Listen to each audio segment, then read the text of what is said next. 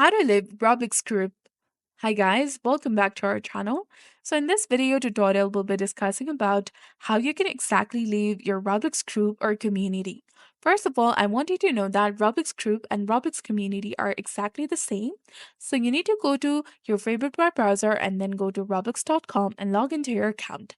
After that, tap on communities section that you will find in the left hand side of the screen between the redeem and themes option. Tap on it. Now, once you're here, you will see the list of communities or the groups that you're added on.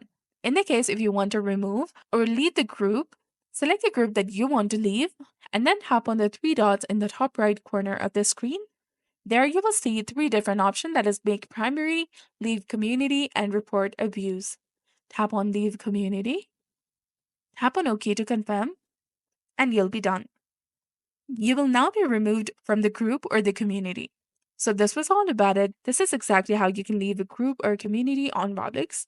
So if you found this guide helpful, please like, share, and subscribe. Thanks for watching. See you in the next one.